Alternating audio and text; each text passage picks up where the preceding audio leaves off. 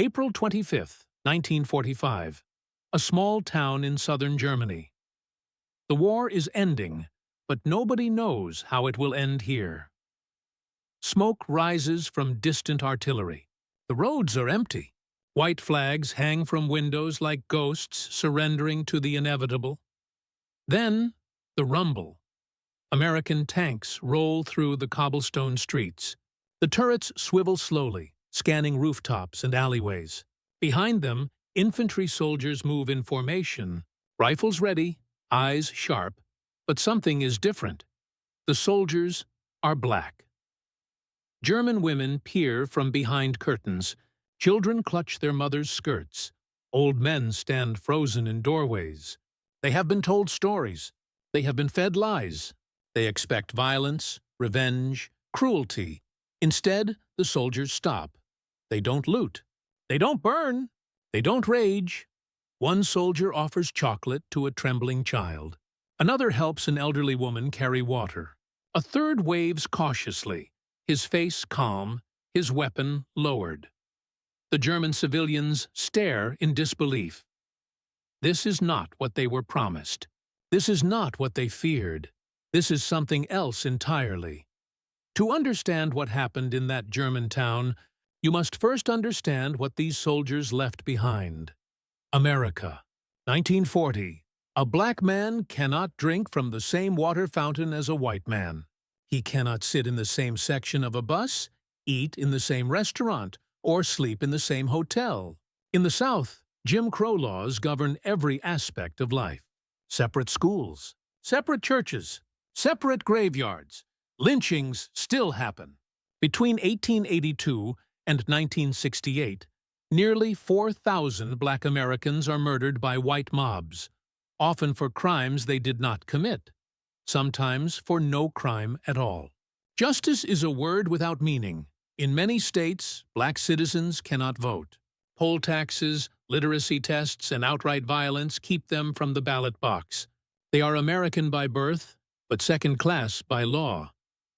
Yet when war breaks out in Europe, when Nazi Germany begins its march of conquest, something remarkable happens.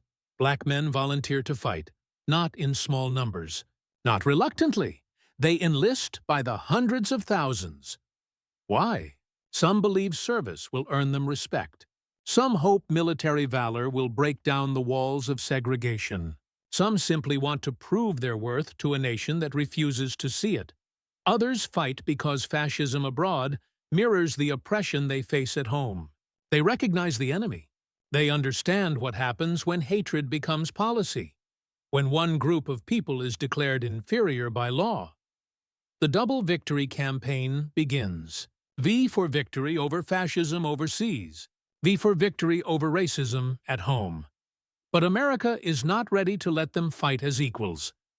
The U.S. military is segregated. Black soldiers are placed in separate units, often commanded by white officers. They are given the worst equipment, the least training, the most menial jobs. Many are assigned to labor battalions, building roads, unloading ships, digging latrines. The military does not trust them in combat.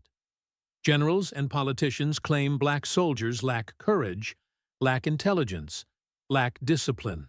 Pseudoscientific reports are written, policies are drafted.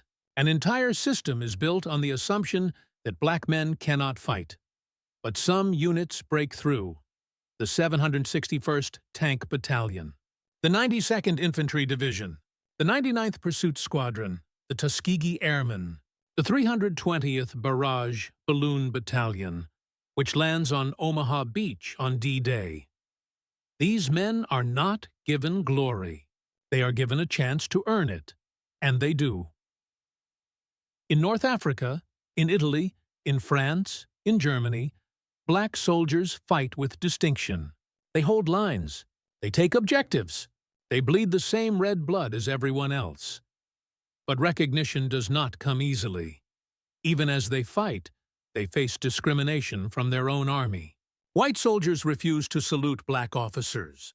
Military police arrest black servicemen for minor infractions while ignoring white offenders. In some bases, German prisoners of war are treated better than black American soldiers. The irony is not lost on them. They are fighting to free Europe from a racist regime while living under one themselves. By 1944, nearly 1 million black Americans serve in the U.S. military, but only a fraction see combat. The 761st Tank Battalion becomes one of the most celebrated. Activated in 1942, they train for 2 years before deploying to Europe. Their motto, "Come out fighting." General George S. Patton reviews them before they enter combat in France. He tells them they are the first black tankers ever to fight in the American Army. He tells them everyone is watching. He tells them not to let him down. They don't. From October 1944 to May 1945, the 761st Tank Battalion fights for 183 consecutive days. They help liberate French towns, break through the Siegfried Line, assist in the Battle of the Bulge, and push deep into Germany. They lose 71 men killed in action, 296 wounded.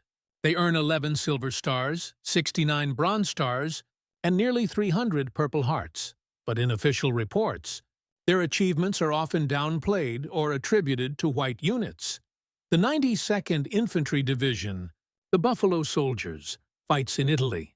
They face brutal mountain warfare, German fortifications, and relentless artillery. They also face doubt from their own command. When they struggle in the Apennine Mountains against well-entrenched German positions, critics use it as proof that black soldiers cannot fight. They ignore the fact that white units also struggle in the same terrain. They ignore the inadequate training, the poor leadership, the outdated equipment. Some black soldiers fight under commanders who believe they are inferior. Others fight under officers who respect their courage, but cannot protect them from the system. The 99th Fighter Squadron, the Tuskegee Airmen, face their own battles. They are the first black military aviators in the United States Armed Forces.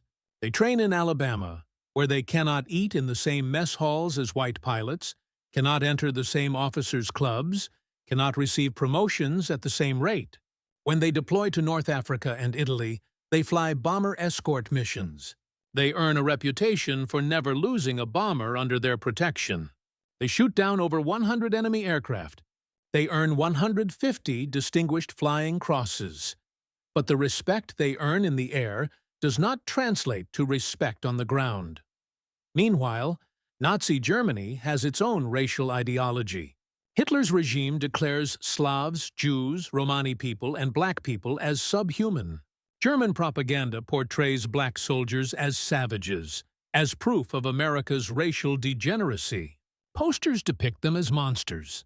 Radio broadcasts warn German civilians that black American troops will bring chaos and violence. Yet the reality will be far different. As Allied forces push into Germany in early 1945, black units are among those who liberate towns and cities. They enter as conquerors, but they do not act as avengers. They follow military discipline. They treat civilians with restraint. They offer food, medical aid, and protection. And the German people, who have been taught to fear them, are stunned. The soldiers, they were told, tudi tutu, hate show them more humanity than their own regime ever did. Imagine fighting for a country that does not want you. You wear the same uniform as the white soldier next to you, but you cannot eat with him. You carry the same rifle, but you cannot be promoted at the same rate. You take the same oath to defend the Constitution, but the Constitution does not fully defend you. This is the reality for black soldiers in World War II. Har otin for sekretu. Private First Class James Sean Fortonins, Rookard of the 761st Tank Battalion, writes home, "We are fighting 2 wars, one against the Germans, one against prejudice." Sergeant Edward A. Carter, Jr., who will later receive the Medal of Honor, joins the Army despite being rejected multiple times due to his race. He fights in Germany with extraordinary bravery, leading a patrol through enemy fire, capturing 2 German soldiers and holding a position despite being wounded 5 times. His Medal of Honor will not be awarded until 1997, 52 years after the war ends. The soldiers know their valor will not be celebrated. They know their sacrifices will be forgotten or minimized. Yet they fight anyway. Why? Because they believe in something larger than the hatred directed at them. They believe that their courage will speak louder than the lies. They believe that future generations will remember. And they are right.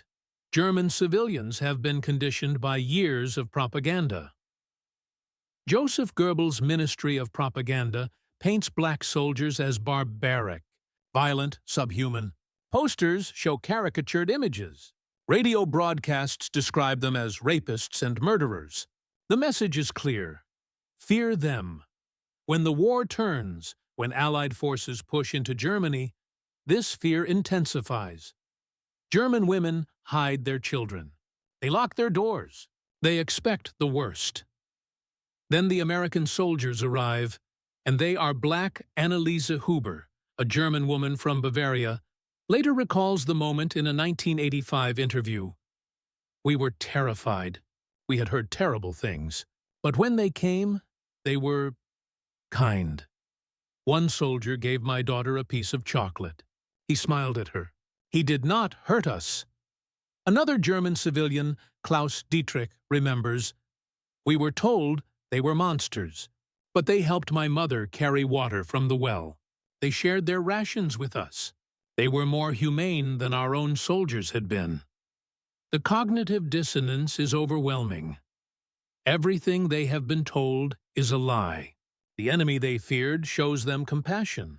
The liberators they expected to bring revenge bring mercy instead. This moment changes something fundamental. It plants a seed of doubt about everything the Nazi regime taught them. On the battlefield, competence is measured in outcomes. The 761st Tank Battalion proves itself repeatedly. During the Battle of the Bulge, when German forces launch a massive counteroffensive in December 1944, the 761st helps hold critical positions. They fight in freezing conditions, outnumbered and outgunned, but they do not break. Staff Sergeant Reuben Rivers, a tank commander, is wounded on November 16, 1944, when his tank hits a German mine. Medics urge him to evacuate. He refuses. He continues to lead his platoon for 3 more days, attacking German positions near Guebling, France. On November 19th, his tank is hit by German artillery. He is killed instantly. He receives the Medal of Honor in 1997. The 92nd Infantry Division fights through the Gothic Line in Italy, one of the most heavily fortified defensive positions in Europe. They face German machine gun nests, minefields, and artillery barrages. They take casualties, but they advance. Technical performance speaks for itself. Black artillery units demonstrate accuracy rates equal to or better than white units. Black tank crews maintain mechanical readiness despite inferior equipment. Black infantry units complete objectives under fire. The doubters in the U.S. command structure are slowly proven wrong. But proving your worth and receiving recognition are 2 different things. The irony is brutal. Black soldiers fight to liberate Europe from fascism while their families back home live under American apartheid. They storm beaches to free France while their parents cannot vote in Mississippi. They help liberate concentration camps while their siblings face lynch mobs in Alabama. Lieutenant Jackie Robinson, who will later break baseball's color barrier, is court-martialed in 1944 for refusing to move to the back of a military bus at Fort Hood, Texas. He is acquitted, but the message is clear. Even in uniform, even as an officer, a black man is expected to accept second-class status. The German prisoners of war captured by American forces are often treated better than black American soldiers. POWs are allowed to eat in restaurants where black servicemen are refused service. They can sit in train cars where black soldiers must stand. They can use facilities marked whites only. This is not lost on black soldiers. Corporal William Scott III writes, "Here we are, fighting against Hitler's racism, and we can't even get treated with dignity by our own people. The Germans we capture get better treatment than we do. Yet, they continue to fight. They continue to serve. They hold on to the belief that their sacrifices will eventually force America to confront its own hypocrisy." The Double Victory campaign becomes more than a slogan. It becomes survival. It becomes resistance. It becomes hope. Not all white soldiers embrace the racism of the system. Some form bonds across the color line. Some recognize courage when they see it. Some understand that survival in combat depends on trust, not skin color. When the 761st Tank Battalion fights alongside white infantry units, some of those infantrymen write letters praising their effectiveness. When the Tuskegee Airmen escort bombers, white pilots request them specifically because they know they will not abandon their formation. In foxholes, under fire, bleeding in the mud, race becomes secondary to survival. Sergeant Samuel Madison of the 92nd Infantry Division recalls a white medic who treated his wounds in Italy. He didn't see color. He saw a soldier who needed help. That's what mattered. But these moments of brotherhood are fragile. They exist in combat, under extreme circumstances, where the enemy is clear and immediate. When the shooting stops, when soldiers return to base, the segregation returns. The divisions reassert themselves. The military does not officially integrate until 1948, when President Truman signs Executive Order 9981. Even then, full integration takes years, but the seeds are planted in these moments. The white soldiers who fought beside black soldiers, who saw their bravery, who owed them their lives, cannot unsee it. They return home changed, even if the system does not. History has a way of forgetting those it deems inconvenient. For decades after World War II, the contributions of black soldiers are minimized, ignored, or erased. Textbooks omit their stories. Documentaries exclude their footage. Monuments fail to honor their names. The 761st Tank Battalion does not receive the Presidential Unit citation it earned until 1978, 33 years after the war ends. The Tuskegee Airmen are not collectively awarded the Congressional Gold Medal until 2007. 7. Black soldiers who earned the Medal of Honor during Worlds. War II do not receive it until 1997, after a study reveals systematic racial bias in military awards. Only one, Vernon Baker, is still alive to receive it. This gap between service and recognition reflects a larger truth. America was willing to use black soldiers, but not willing to honor them. It was willing to accept their sacrifice, but not willing to grant them equality. Even in liberation, even in victory, even in heroism, they remain second class. But their stories survive. Their families remember. Their communities pass down the truth. And eventually, slowly, painfully, America begins to acknowledge what it tried to forget. Spring 1945. Germany is collapsing. The Third Reich, which promised 1,000 years, crumbles after 12. Cities burn. Refugees clog the roads. The Wehrmacht retreats in chaos. German civilians know the Allies are coming. They know their world is ending, but they do not know who will arrive first. On March 28, 1945, units of the 761st Tank Battalion cross the Rhine River as part of Patton's Third Army. They push into southern Germany, through forests and farmland, past burned-out villages and abandoned checkpoints. Resistance is sporadic but fierce. German soldiers fight, then flee. Civilians hide in cellars and churches. The tanks roll through Coburg on April 11, 1945. The town is medieval, beautiful, untouched by strategic bombing. The cobblestone streets are empty. White sheets hang from windows. Doors are barred. No one moves. Then the Americans arrive. The lead tank commander, Sergeant Moses Dillard, sees faces in the windows. Pale, frightened, frozen, He orders his crew to halt. The turret swivels, scanning for threats. There are none. Civilians begin to emerge slowly, cautiously, expecting violence. It does not come. Dillard dismounts. He is young, black, and exhausted. He has been fighting for 6 months straight. He has lost friends. He has seen horrors. He has every reason to hate these people. Instead, he nods. A German woman steps forward, trembling, holding a child. She expects to be shot, raped, or beaten. She has been told this is what black soldiers do. Dillard reaches into his pack. He pulls out a ration bar. He offers it to the child. The woman stares. The child takes it.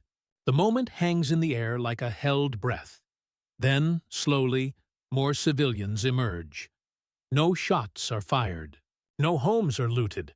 No one is harmed. The liberation of Coburg is quiet, almost anticlimactic. But for the German civilians who witness it, the world shifts. Everything they believed is wrong. The monsters they were promised are men. The savages they feared show mercy. Across southern Germany, similar scenes unfold. The 92nd Infantry Division enters Austria in late April. They liberate small towns along the Italian-Austrian border. In one village, an elderly German man offers them wine from his cellar. A black soldier refuses it politely, instead asking if the man needs medical help. The old man weeps. Near Bamberg, soldiers from the 761st encounter a group of displaced persons, former concentration camp inmates, too weak to walk. They are Jewish, Polish, Russian, French. They have survived hell. They see American uniforms and collapse in relief. The black soldiers share their food, their water, their blankets. They carry the sick. They bury the dead. One Jewish survivor, Elias Schwartz, later writes, "The first American I saw was a black man. He gave me bread. He gave me hope. I will never forget his face." The German civilians watch this too. They see the enemy they were taught to hate treating victims with tenderness. They see soldiers who have every reason for revenge choosing restraint instead. It shatters their conditioning. In some towns, German women approach black soldiers with questions. "Why are you kind to us?" they ask. "We were told you would hurt us." The soldiers have no easy answers. They are kind because they are disciplined. They are merciful because they are men, not monsters. They are restrained because they understand something the Nazi regime never did.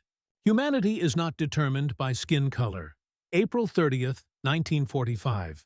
A small farming village outside Munich. Tanks from the 761st approach at dawn. The village has no strategic value, no military targets, no reason to resist. Yet German civilians barricade themselves inside, terrified. A white flag appears on the church steeple, then another on the mayor's house, then dozens more. The tanks stop at the village square, engines idle. Turrets remain still. Soldiers dismount with weapons lowered, not raised. Sergeant Walter Lewis approaches the church. The doors are locked. He knocks. No answer. He knocks again, harder. "We're American soldiers," he calls out in English. "We're not here to hurt you." A translator, a German-speaking white lieutenant, repeats the message. Slowly, the door cracks open. An old priest peers out, his face gray with fear. Behind him, 40 villagers huddle in the pews, mostly women, children, and elderly men. Lewis removes his helmet. He is 23 years old. He grew up in Georgia, where he could not vote, could not eat in white restaurants, could not look a white man in the eye without consequences. Now he stands in a German church, holding the power of life and death over people who were taught to despise him. "It's over," he says simply. "The war is over for you. No one will harm you." The priest begins to cry. This scene repeats across Bavaria, across Thuringia, across the collapsing Reich. In Weimar, soldiers from the 183rd Engineer Combat Battalion, a black unit, help German civilians put out fires started by retreating Wehrmacht soldiers. They share their rations with starving families. They organize medical care for the wounded. In Straubing, a young German girl approaches a black soldier and asks, in broken English, "Are you going to kill us?" The soldier, Private James Dorsey from Alabama, kneels down to her level. "No, sweetheart," he says. "Nobody's going to kill you. You're safe now." The girl's mother watches, stunned. Later, she will tell her neighbors, "They were not what we were told. They were not animals. They were human beings." The propaganda collapses under the weight of reality. For years, German civilians have been fed lies. They have been shown films depicting black soldiers as primitive, violent, subhuman. They have been told that if black troops arrive, their daughters will be assaulted, their homes destroyed, their lives forfeit. But the opposite happens. Black soldiers enforce strict military discipline. Looting is prohibited. Assault is court-martialed. Destruction of property is punished. They follow orders. They follow the Geneva Conventions. They follow their own moral compass. This is not weakness. This is strength. They have been given every reason to seek revenge. They have faced racism in America. They have been denied basic rights. They have been treated as inferior by the very country they serve.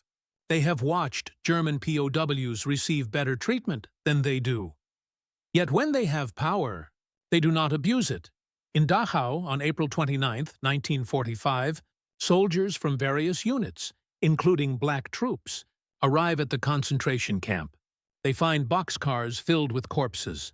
They find emaciated prisoners barely alive. They find evidence of systematic extermination. Some German guards are shot by enraged soldiers, both black and white. But most are captured and handed over for trial. Most prisoners are given food, water, and medical care immediately.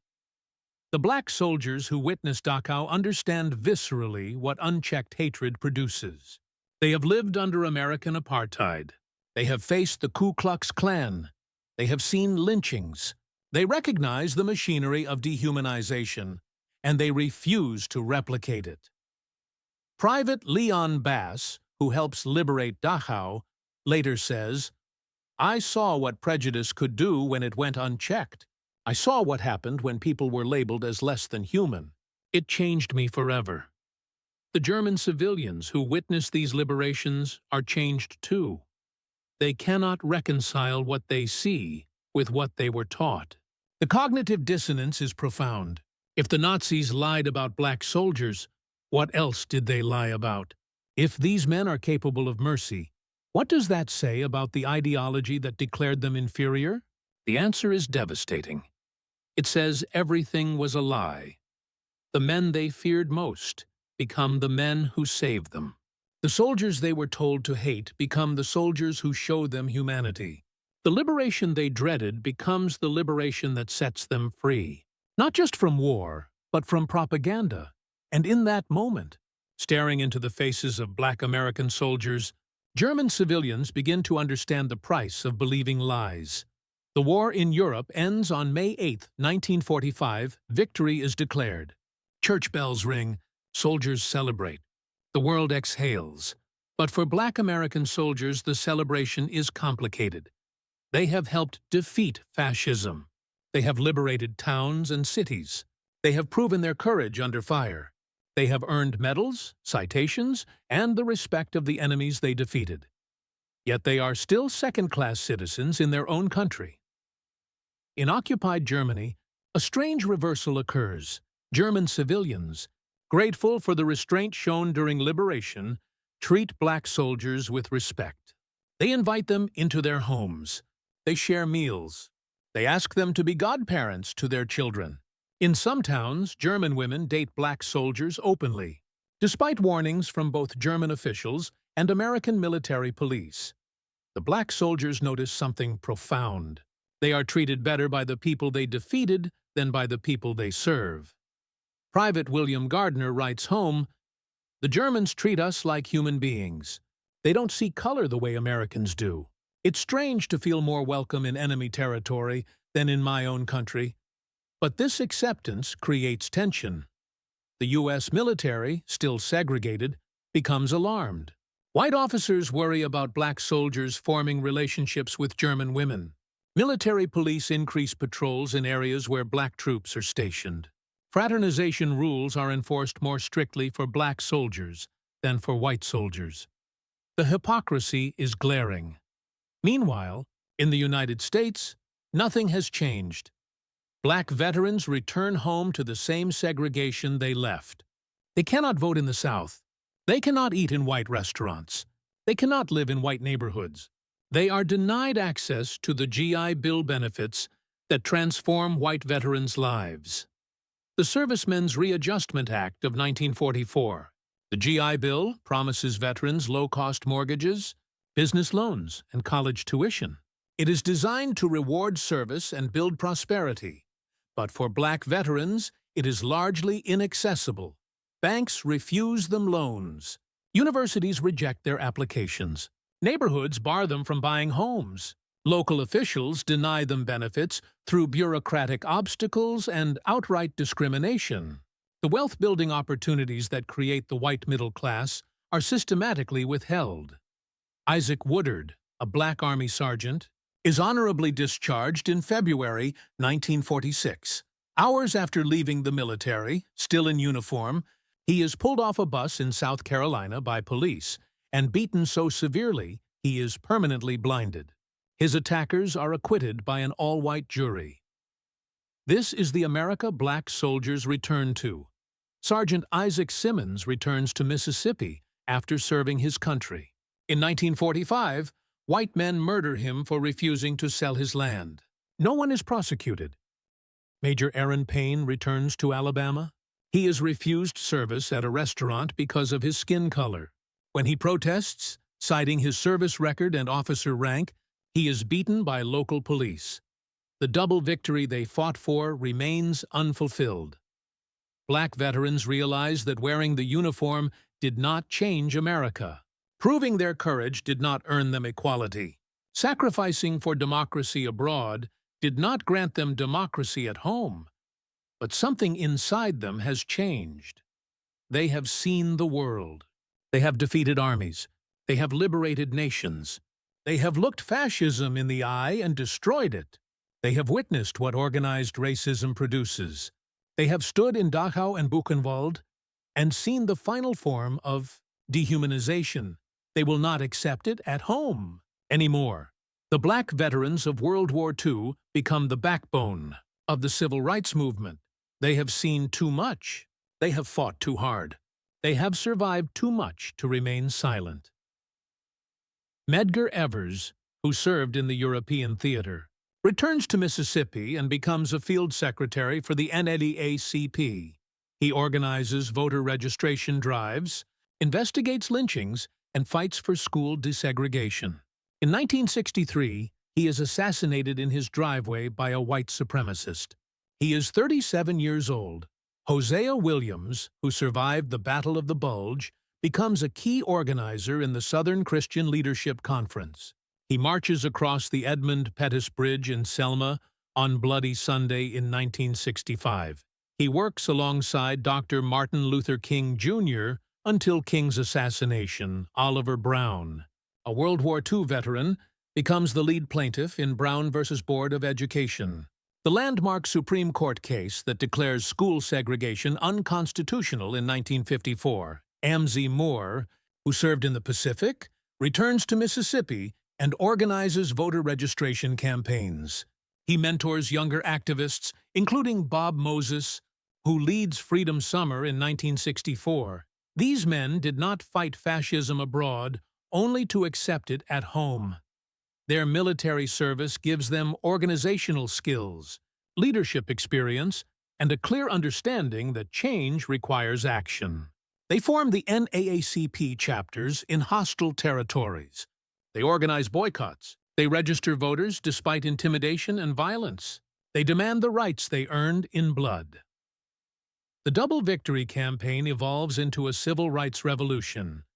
But recognition for their wartime service comes painfully slowly. For decades, their stories are buried. History books focus on white units. Documentaries exclude black soldiers. Memorials fail to include their names. The 761st Tank Battalion finally receives the Presidential Unit Citation in 1978, after veterans spend years lobbying Congress. President Jimmy Carter presents the award personally, acknowledging the injustice of the 33-year delay. In 1997, President Bill Clinton awards the Medal of Honor to 7 Black World War II.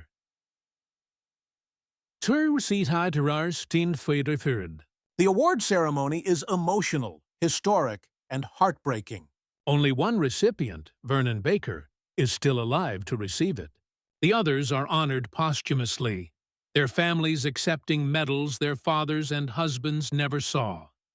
Baker, standing in the White House, says, "The only thing I can say is that I'm a proud American soldier." The Tuskegee Airmen received the Congressional Gold Medal in 2007. President George W. Bush honors them in a ceremony attended by 300 surviving pilots and crew members, many in their 80s and 90s. They wear their dress uniforms. They stand with dignity. They have waited 62 years for this moment. The recognition, while important, cannot undo the decades of erasure. Entire generations grow up never knowing that black soldiers fought in World War II. Schools do not teach it. Films do not show it.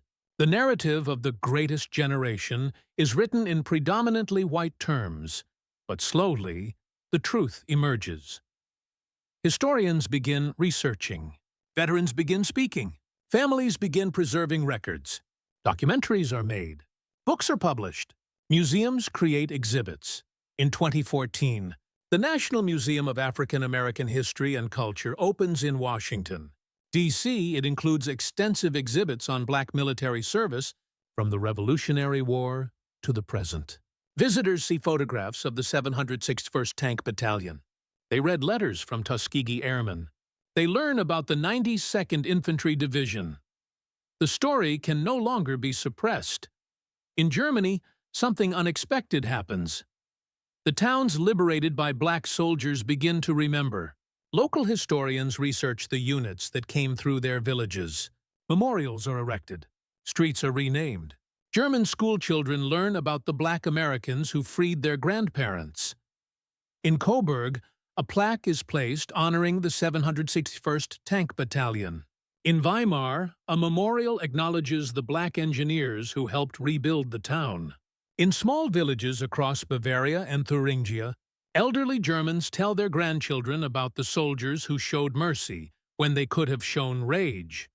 The German civilians who witnessed these liberations never forgot.